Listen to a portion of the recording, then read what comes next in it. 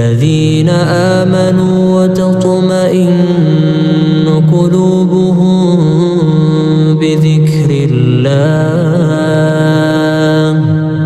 अला बिज़िक्रिल्लाहि तत्मइन्नुल क़ुलूब अला बिज़िक्रिल्लाहि तत्मइन्नुल क़ुलूब। अस्सलामुअलैकुम, क्या हाल है? होप ठीक होंगे, खैर से होंगे, खुश होंगे। अल्हम्दुलिल्लाह हम भी बिल्कुल ठीक है। बच्चे जाने वाले स्कूल, उनके लिए लंच बॉक्स बना रही थी। ये ब्राउनी तो फ्रिज में रहना ज़रूरी हो गया है, बच्चों के लिए नहीं पर मेरे लिए। दोपहर के खाने के बाद ब्राउनी की या फिर कोई भी चॉकलेट केक खाने की ऐसी आदत हो गई है ना कि एक दिन ख़त्म हो जाए तो दूसरे दिन फिर बन ही जाता है। रेसिपी मैंने शेयर की है, मैं डिस्क्रिप्शन में इंशाल्लाह लिंक दे दूँगी, आप वहाँ से जाके चेक कर सकते हैं। और जब रमज़ान के लिए स्नैक्स बना रही थी तो मैंने कहा था ना कि भाई बाद में भी इंशाल्लाह आराम रहेगा, तो उसकी बरकतें अभी तक चल रही है और कुछ बनाने की फ़िलहाल ज़रूरत नहीं पड़ी है। समोसे से लेके पिज़्ज़ा मिनी वगैरह सारा कुछ अभी फ्रीज़र में है, जो आराम से निकालती हूँ, बच्चों के लिए लंच बॉक्स में दे देती हूँ। तो फ़िलहाल तो रिलीफ वाली लाइफ चल रही है। जब ये ख़त्म हो जाएगा ना तो फिर से रीस्टॉक करने के लिए मेहनत अलग से करनी पड़ेगी। अच्छा, जैसे आप लोगों को पता है कि अम्मी और भाई मेरे दोनों है ना ईद के टाइम पे पनामा में नहीं थे, आउट ऑफ कंट्री थे। अम्मी जो थे बहन के यहाँ ट्रिनिडाद में थे और भाई जो थे वो दुनिया का विजिट कर रहे थे। माशाल्लाह काफ़ी अच्छे ब्लॉग भी शेयर किए हैं ईरान के, इराक के। आपने विजिट नहीं किया है तो सिराज नल्ला भाई का नाम है उनका चैनल का भी, आप वहाँ जाके विजिट करते। तो बहरहाल दोनों आ गए थे, तो बस मिलना मिलाना हो रहा है, तो क्लिप उसी के सिलसिले में आगे चलेगी। अच्छा, अम्मी आए ना तो बहुत सारा माशाल्लाह बहन ने हदिया भी भेजी थी, वो भी लेकर आई। लेकिन पता नहीं क्यों भाई भी आए तो बहुत सारा उन्होंने भी लेकर आए, लेकिन वो मैं वीडियो नहीं बना पाई। मैंने सोचा भी कि भाई अभी बना लेती हूँ और उसके बाद दिमाग से ही निकल गया। तो भाई आने का क्लिप नहीं है, अम्मी के मुलाकात का क्लिप हो गया। तो बैग खुल रहा है, आप इसको एंजॉय करें। और 2-3 दिन पहले ना मेरे दिमाग में ख्याल आया था, और ये ख्याल जब मैं 12-13 साल की थी ना तब भी मेरे दिमाग में आया था। तो वापस से मतलब एक क्लिक हुआ कि भाई क्यों ऐसा। और वो ख्याल किया था कि भाई हम अपने बाल क्यों नहीं बता सकते हमको अपने बालों को क्यों छुपाना है।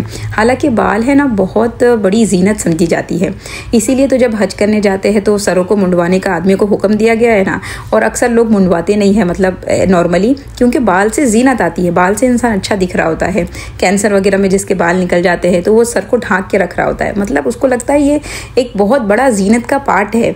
तो मेरे दिमाग में अभी 2-3 दिन पहले भी ख्याल आया कि लोगों को देख के, यानी इंस्टाग्राम यूट्यूब पे देख के, कि अगर ये लोग दिखा सकते हैं अपने बाल तो हम क्यों नहीं दिखा सकते। और मैं ना 12-13 साल की थी, अभी हम नवे मतलब आलिमियत में भी गए थे, मदरसा भी ज्वाइन किया था। दीन है ना इतना, मतलब जो बेसिक मुसलमान होते हैं हम वैसे थे, यानी नमाज पढ़ लो, रोज़ा रखो, लेकिन वो नाम के जिसको मुसलमान बोल सकते हैं, दिल में इस्लाम जब उतरा नहीं था वैसा। तो माशाल्लाह अब्बा है ना हमारे, वो दीन से जुड़े और फिर हमको दीन की तरफ लेकर आए। तो हम लोग के यहाँ पर शादी थी और पूरे ख़ानदान में कोई भी मतलब सर वर पे दुपट्टा रखने का रिवाज ही नहीं था, हमारे कोई कज़न में से नहीं। अब तो माशाल्लाह काफ़ी बदलाव आ गया है। अब मैं 20 साल पहले की बात कर रही हूँ, 20 साल ही हो गए यहाँ तकरीबन। तो इतना अच्छा ड्रेस है, साथ में मैचिंग सैंडल है और फिर बाल भी माशाल्लाह लंबे उम्बे है। तो भाई इसको खुले रखे जाए, इसको बताया जाए कि हमारे पास है। ये चीज़ है ना अल्लाह ने औरतों के फितरत में रखी है कि उनको अपनी ब्यूटी दिखाने का, अपने बाल दिखाने का बड़ा शौक हो रहा होता है। मैंने कहा ना इंस्टाग्राम पर भी देख के मैंने 2-3 दिन पहले ये ख्याल आया कि ये लोग कितने आराम से, ये लेडीज़ अपनी मतलब बाल दिखा रहे, इतनी ब्यूटी दिखा रहे हैं कि गेट रेडी विथ मी और ये और वो। तो ये ख्याल मुझको 12-13 साल पे की थी ना तब भी था। तो मेरा ऐसा ही था कि नहीं भाई और कोई भी सर पे नहीं ले रहा है, मैं क्यों सर पे लूँगी, अभी तो मैं तो छोटी हूँ ना तो अब्बा बोलते हैं कि बेटा वो सर पे दुपट्टा लेना है। अरे मैंने कहा मैं अम्मी के पास जाके मैं नहीं लेने वाली सर पे दुपट्टा, मैं क्यों सर पे दुपट्टा लूँगी, कौन ले रहा है इधर के मैं लूँ। बताना मैं ये चाह रही हूँ कि वो उम्र भी ऐसी होती है और अभी भी बहुत सारी चीज़ ऐसी ही होती है कि हम ये सोच रहे होते हैं भाई हम ये क्यों करें, क्या ज़रूरी है इसको करना। तो तब मेरे पास उस सवाल का जवाब नहीं था, बल्कि ये एक मेरे लिए बोझ था, ये एक तकलीफ़ वाली चीज़ थी कि भाई ऐसी चीज़ों पर हमको क्यों लादा जा रहा है जो मतलब हमारे को अपना खुल के जीने नहीं दे रही है। ठीक है, तो तब के ख्यालात ऐसे थे, लेकिन अब अगर यही ख्याल आ रहा है तो उसके बहुत सारे जवाबात हैं हमारे पास कि नहीं ये बोझ नहीं हमारे लिए, बल्कि ये अल्लाह का हुक्म है। और अल्लाह ने जो भी हुक्म दिया है ना, अल्लाह ने खुद हमको बनाया है और अल्लाह खुद कुरान में इसका जिक्र करता है कि भाई हमने इंसानों को कमज़ोर बनाया है और कमज़ोरों के हिसाब से फिर उन पर वैसा बोझ डाला गया है। जो ताकतवर होते हैं उनके बोझ भी ताकतवर होते हैं, पर हमको कमज़ोर बना के अल्लाह ने हमको कमज़ोर बोझ वाला बनाया है। और जिन चीज़ों से मना गया है ना, वो बोझ को कम करने के लिए किया गया है, ना कि बोझ को बढ़ाने के लिए। ये जितने भी आप ऑर्डर अल्लाह के देखेंगे ना, तो जब मैं बता रही हूँ जब 12-13 साल की उम्र में जब वो सोचा गया था तो वो बोझ ही लग रहा था, लेकिन अब वो सोच रहा जा रहा है तो अल्लाह की कितनी बड़ी नेमत लग रही होती है कि अल्लाह ने हमसे बोझ को हल्का कर दिया है। अच्छा, ये बात अपने खुद के ऊपर जब औरतें रखेगी ना तो उनको समझ में नहीं आएगी, लेकिन अब यही एग्जाम्पल हम मर्दों की तरफ शिफ्ट कर देते हैं और सोचते हैं। जैसे मैंने बताया कि औरतों को अपनी ब्यूटी बताने का शौक होता है, वैसे ही आदमियों को जो शौक होते हैं ना वो ब्यूटी की तरफ देखने का होता है। आपकी अगर बेटा और बेटी होगी ना तो बेटी को नवे नवे कपड़े पहनने का और फिर उसको क्या कहते हैं हेयरबिन लगाने का, ये सब बहुत ज़्यादा बचपन है ना, वो तो क्रेज़ होता ही है लड़कियों के अंदर। लेकिन अब कभी आपने ऐसे लड़कों में इतना सारा नहीं देखे होंगे कि वो नवा कपड़ा पहन के और ये कर रहे हैं, वो भी लगा रहे, ये भी लगा रहे। नहीं, उनके अंदर ब्यूटी को देखने का शौक रखा गया है, हमारे अंदर ब्यूटी को बताने का शौक रखा गया है। तो मर्दों के बारे में क्या फरमाया गया कि भाई है तो शौक तो है, लेकिन अल्लाह का हुक्म है कि अपनी नज़रों को नीचे कर लो। ठीक है, ये अल्लाह का हुक्म है। अगर मर्द अगर नज़रें नीची नहीं करे तो औरतें इस बारे में क्या बोलेगी कि हाँ भाई ये गलत काम कर रहे हैं, है ना। हमको पता चल रहा है कि नहीं, इनको नहीं देखना चाहिए, इनकी बीवी इनके लिए हलाल बनाई गई है, तो ये इनकी तरफ देखे, दूसरों की तरफ नहीं देखे। तो जब हम मर्दों की तरफ से ये बात देखते हैं ना तो हमको अल्लाह का हुक्म बिल्कुल सही समझ में आ रहा होता है, लेकिन जब बात हमारे पर आती है तो हमको ये चीज़ फिर समझ में नहीं आती है। अच्छा, अम्मी और भाई दोनों आ गए थे ना, तो हमने कहा भाई मिल बैठ के बारबेक्यू करते हो। और हम बिल्डिंग में रहते हैं ना, तो बिल्डिंग में सब अलाउड नहीं है, तो भाई का घर है, मतलब बैठा घर जिसको कहते हैं, तो वहाँ पर हम कर लेते हैं। तो यहाँ पर मैं गार्लिक सॉस बना रही थी, उसमें मैंने मायोनीज और दूध और साथ में क्या कहते हैं ग्रीन सीजनिंग और लहसुन का पेस्ट और नमक और काली मिरी, ये सब डाल के अच्छे से मिक्स कर लिया है। बहुत ही टेस्टी गार्लिक सॉस बनता है, ज़रूर ट्राई करिएगा। और थोड़ी सी शक्कर भी ऐड की है। हाँ, तो हम बात कर रहे थे कि अल्लाह का हुक्म जो भी है ना, वो हमको ऐसा लग रहा होता है कि मुश्किल है हमारे लिए, लेकिन वो हमारे लिए आसान होता है और हमारी आसान ही के लिए होता है। जब तक अगर दिमाग और दिल उससे साफ नहीं होगा ना, वो बोझ ही लगेगा। जैसे हमने अभी रमज़ान का महीना तो अभी गया है, मैंने बताया भी था कि अगर 30 रोज़े किसी और को बोला जाए उसके लिए हार्ड है, लेकिन मुसलमान को 30 रोज़े हार्ड लगते क्या नहीं, बहुत ईजीली निकल जाते हैं। तो अल्लाह के ऐसे ही जितने ऑर्डर है ना वो हमारी आसानी के लिए रखे गए। हाँ, दिल और ख्वाहिशात तो बहुत सारी हमारी हैं, जब तक हम उसको बाउंड्री नहीं लगाएंगे तो इंसान और जानवर में फ़र्क ही नहीं रह जाएगा। हर चीज़ यानी किसी का बड़ा घर देख के हमको ख्वाहिश होने लगेगी, हमको हसद आने लगेगा, हमको जलन आएगी, किसी ने हमारे साथ कुछ गलत किया, गुस्से का लेवल हमारा हाई हो जाएगा। तो ख्वाहिशात तो हमारी कभी ख़त्म नहीं हो सकती, और सबको पता है कि जब तक कब्र में नहीं जाएंगे वो ख्वाहिशात का सिलसिला तो चलता ही रहेगा। तो उसके लिए बाउंड्री दी गई है, हेल्दी बाउंड्रीज़ है। तो अल्लाह के हुक्म को मान लेना, और फिर अल्लाह इसके बदले में क्या देता है, वो चीज़ें मिलती है जो ये इन चीज़ों से नहीं मिलती। यानी अपने बाल दिखा के आपको वो सब नहीं मिलने वाला।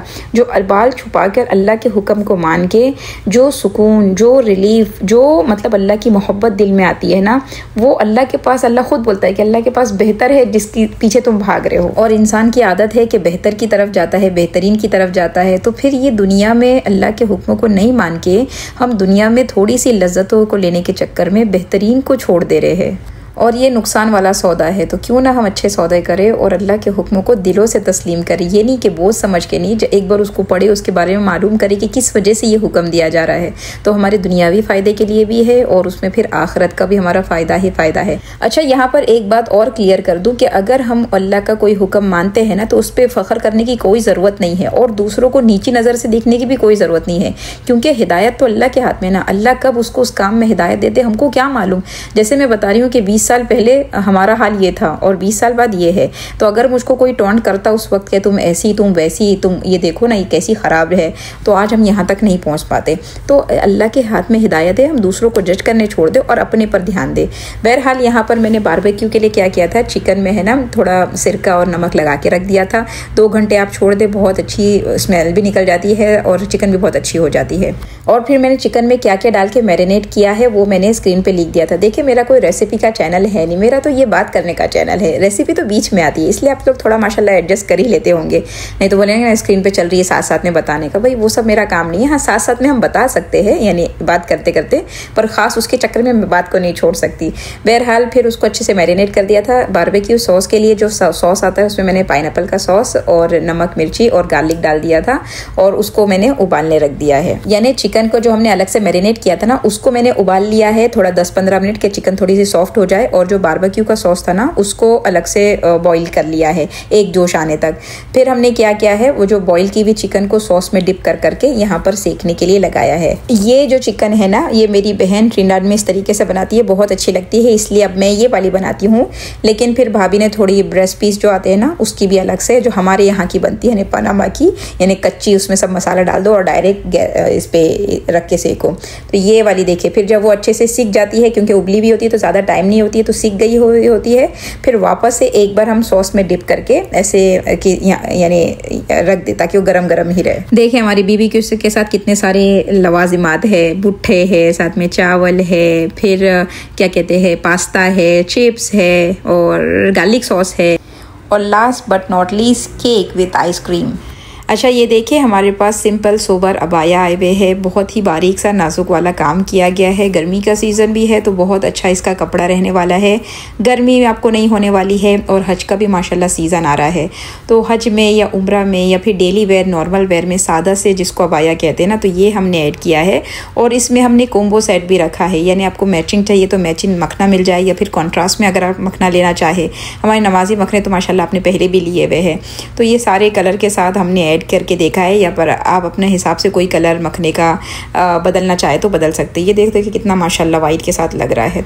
तो अगर आप कोई लेना चाहे तो स्क्रीन पे नंबर है, यहाँ पर आप स्क्रीनशॉट लेकर मेरी बहन को मैसेज कर सकते हैं, वो आपको उसकी बाकी की डिटेल देंगी।